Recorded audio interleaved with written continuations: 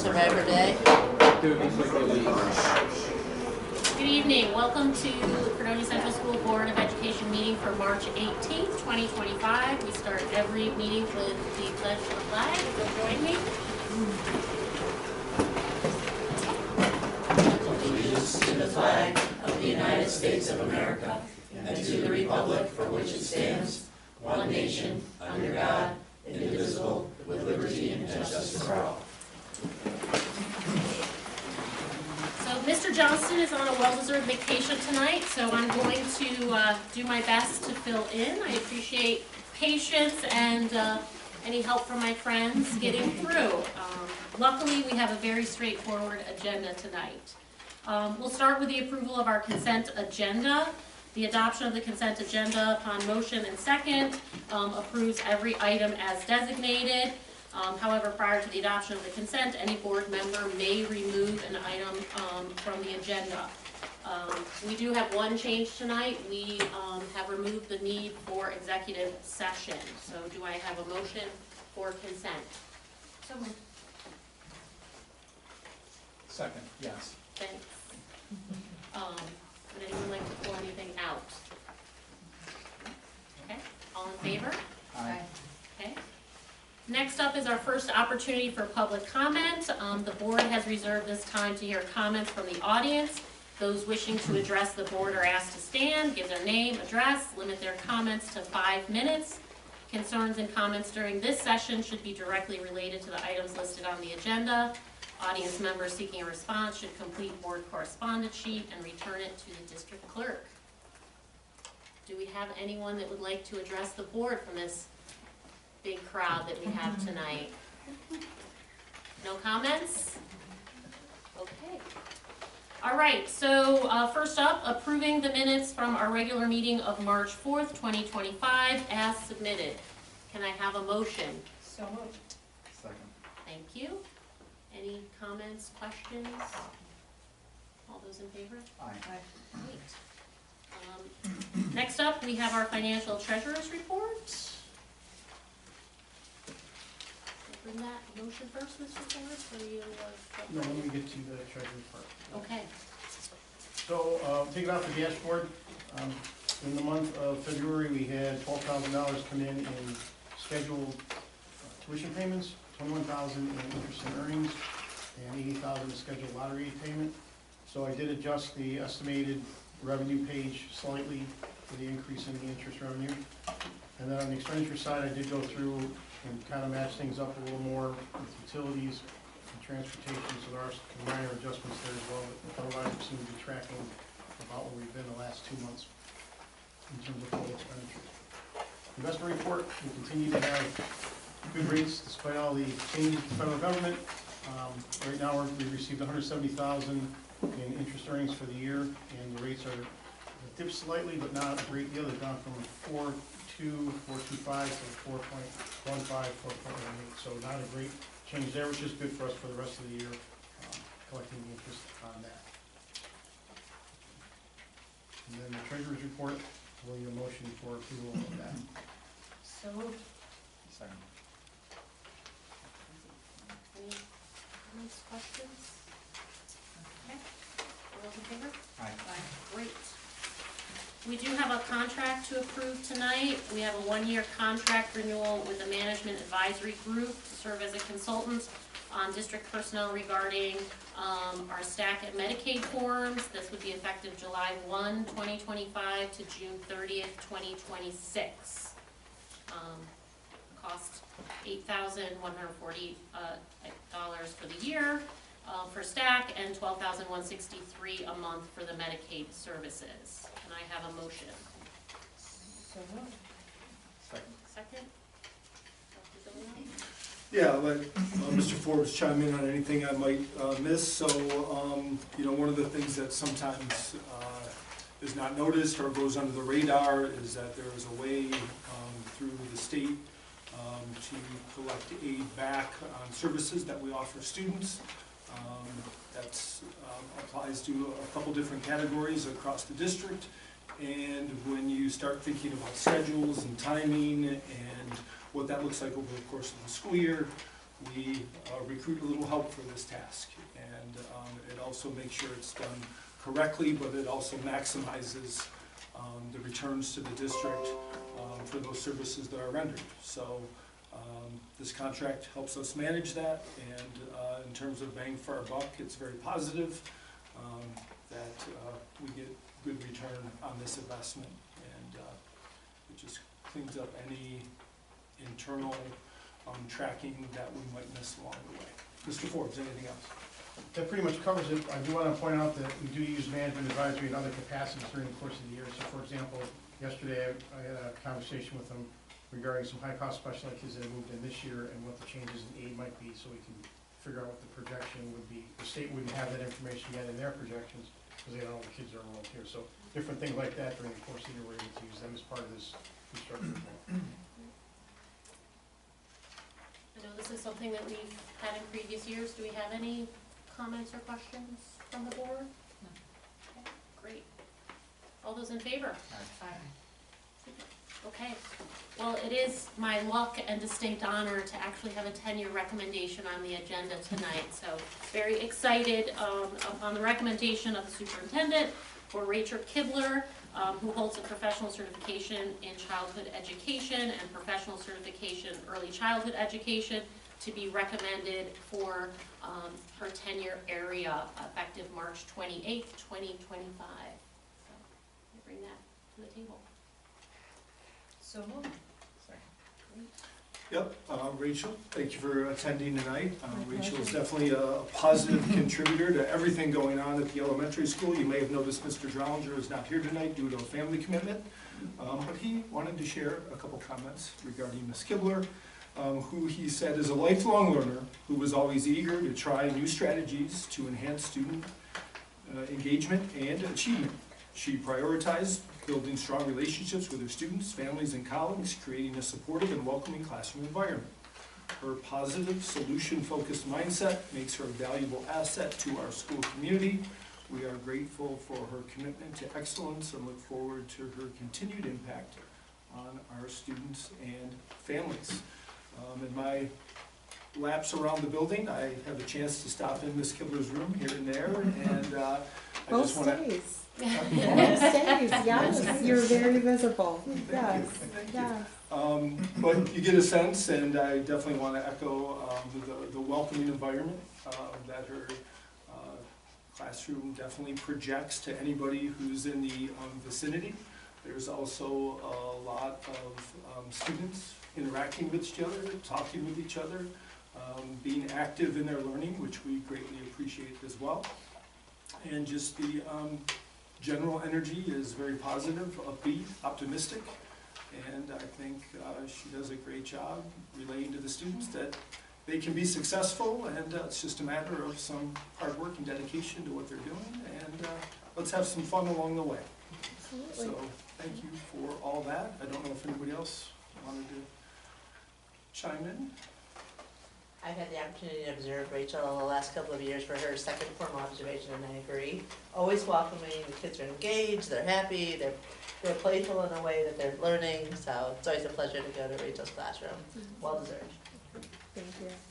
Would you like, Thank you. we have to approve first, or would you like to share some thoughts? Anything that you'd like to Yeah, share? absolutely. No, just I am so grateful to have found my home here at Fredonia. Coming here 4 years ago, I wasn't sure quite what I was getting into, and it ended up being one of the best decisions of my life thus far, of my career, I can say. And so I look forward to many more years of spreading that positivity and helping my students grow and really making an impact. So thank you for your kind words and your kind words as well. It's greatly appreciated. So happy to serve. All those in favor? Aye. Congratulations. We know that all of our teachers are busy with a variety of tasks in the Oh, evening. yes, yes, If yes. you need to step out, we won't be offended, but thank you very much Yes, for doing that. congratulations. Thank you very much. Thank Thank you. you for have a wonderful evening. Thank you. Yes. Okay, so moving on to new business, we do need to approve items pertaining to our 25-26 budget vote. As presented, the legal notice Can I have a motion to bring that to the table? Second? Thanks, Brian. Oh, thank you. Mr. Aldrich? We've known each other a long time. I'm trying. Dr. Ziliaks? I'll make a couple of comments and turn it over to Ms. Hines Morrison if she has any comments, but basically this is about timing of when we need to approve this notice and then when we have to get it in the newspaper. It just basically lays out the plan for our budget vote, which will happen in May, and that's the 25-26 budget, so we'll be looking at what our finances look like for the following school year. More information will be coming to the board as well as here in public session about our plan. And then just to tie in, the second resolution just basically says if something were to change, which is pretty unlikely, but if it were, we're authorizing Ms. Hines Morrison to make those adjustments as needed. Anything I missed? No, that sums it up quite well. Essentially, this is one of a couple of legal notices that will happen before the actual vote. This is the legal notice that lets us start everything rolling, so. And it will appear in the Observer as of April 1st, so. Great. So this first motion is for the legal notice. All those in favor? Aye. Great. And then for Dr. Ziliak's comment, we also need to authorize the district clerk to amend and publish if we do need a revision. So can we bring that to the table, the revision? Second. Thank you. All those in favor? Aye. Great.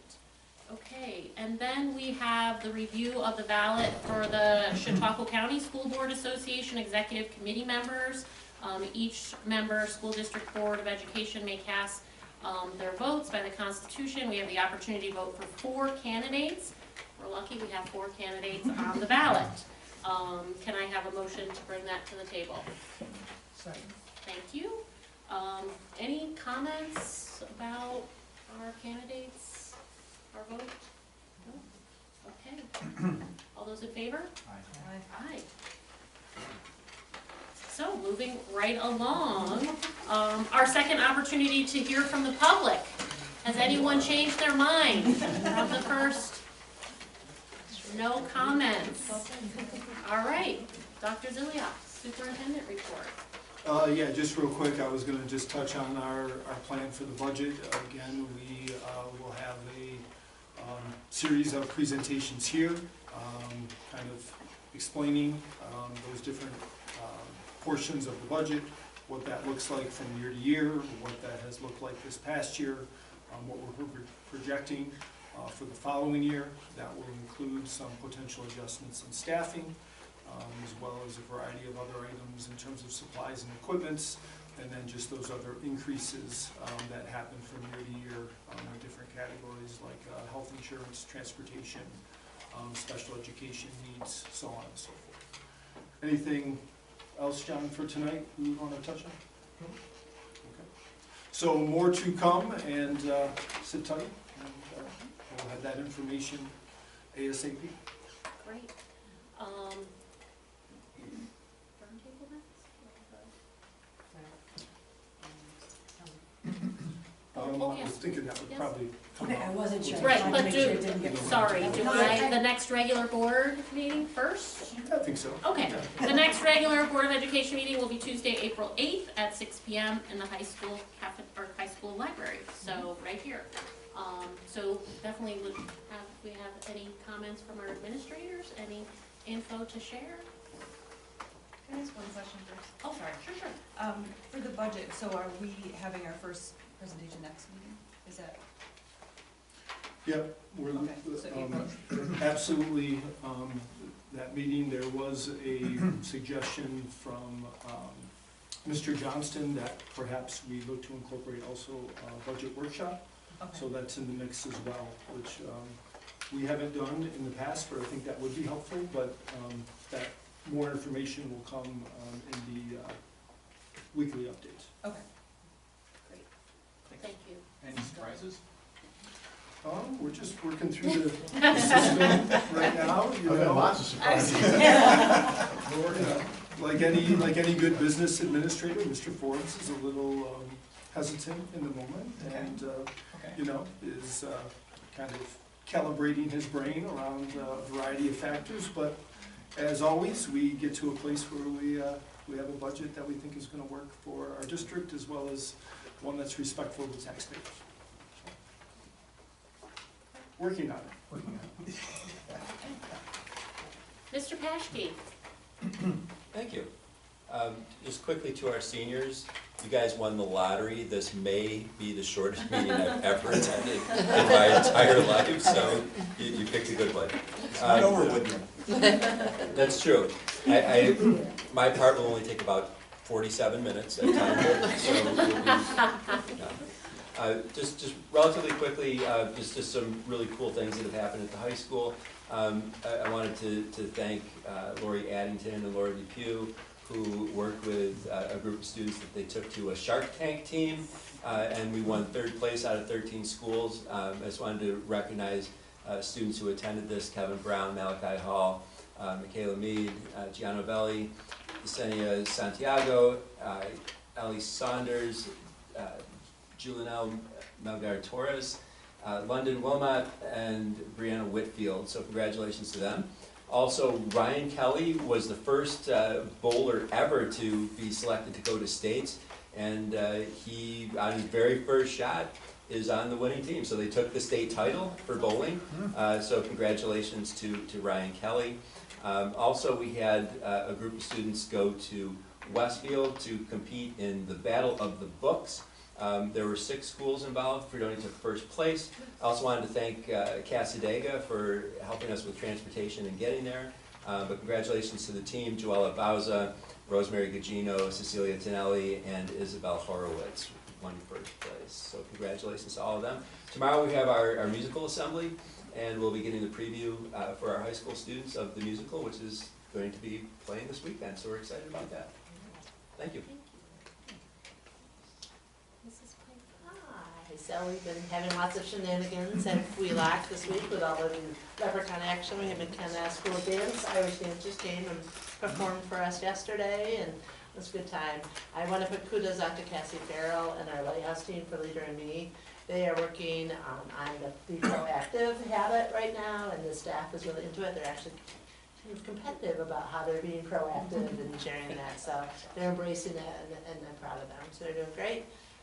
We have the Ag Literacy Week this week, so we have readers from Cornell Cooperative Extension with us this week, coming in, doing activities with the students and reading a book, and then they donate the book to the classroom, so it's a nice event. Lots of fun happening every day. Thank you. We very, very much enjoyed the culture fair a couple weeks ago, and it was just so well attended, and the students who created the works to share their culture and heritage, and others that did the research on it, and with so many adults and volunteers that came to celebrate. So that was very exciting. We are concluding our pre-K3 literacy instructional best practices meetings with all the grade levels from UPK through 6th grade, including special area teachers. This is a new requirement by the State Education Department that is required of all public schools to attest to what the literacy instructional practices are. This is brand new, and the state had said that they would release what that rubric is mid-February, so they didn't, so we kind of kept delaying the meetings to they still haven't released it. So we decided, let's have these meetings and go forward, you know, with the understanding that we're not quite sure what the actual requirement is, but we know we can talk about what we know so far. So we've had those meetings, great discussions, and what's exciting, as I know Mr. Drollinger had shared previously, when he, myself, and Andrea Marsh, the assistant principal for the middle school, attended this in early January, is that for the first time ever, they're looking at instructional practices embedded in what they're calling the science of learning, which really is Leader in Me, SEL, social emotional learning. It's, are we creating the conditions for students to acquire learning first, and then what are our instructional practices second?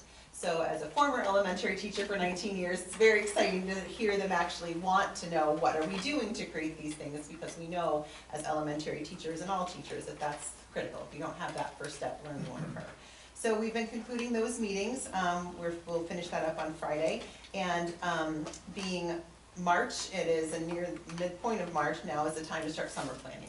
So those conversations will be starting to happen about summer, and particularly looking at our grant funding and what that looks like to support our literacy initiative and other initiatives that we have going.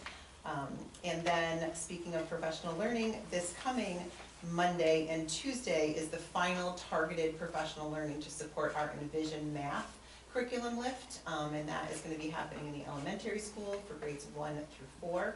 It's half a day for each grade level. They fill out what they need PD on, and then the facilitator targets that directly to that need. And one of the things which is nice to see is every data. They're interested in interventions, data, both interventions to support struggling learners as well as data, interventions to support enrichment. So that's going to be happening Monday and Tuesday, and then probably in the near future will be for middle school. So, yeah, so we're continuing to chug along. Always lots going on. Always lots. All good. Just a couple things to add. Mr. Drollinger, again, couldn't be here tonight, but he did mention the Envision training that Dr. Wright was just speaking of. He's excited to get that underway, and he also mentioned a couple times here the PACS Good Behavior game. That was part of a grant this year, and that will be beginning in April, so we look for updates from Mr. Drollinger about how that's going, which is really just, you know, kind of getting in that mindset of rewarding students for positive behavior and really focusing on positive characteristics and positive approaches by our students throughout the school day. Ms. Paul-Hamus also couldn't be here. She just wanted to mention real quick, they've done a nice job reinvigorating sort of the focus on the pride characteristics in the building, which they're calling Pride Madness. Kind of making some connections to the basketball tournament. And yeah, students have the ability to earn tickets and then earn prizes and different things that are motivating them to behave positively within our buildings. Also, kind of piggybacking on what Mrs. Piper was saying, the middle school Leader in Me team is also moving forward, having a lot of good discussions, and they will be visiting Sweet Home Middle School next week, who has been involved with Leader in Me previously, and get a little insight into what that looks like in a school that's been up and running for a few years. Great. So, just wanted to share input from both the elementary and the middle school. Great, thanks. Do we have any comments from the board tonight? Any comments? No? Okay. Well, I make a motion. we'll make a motion. Okay, any second for that? Second. Okay, all those in favor? Aye. Adjourned. Just for the record, 23 minutes.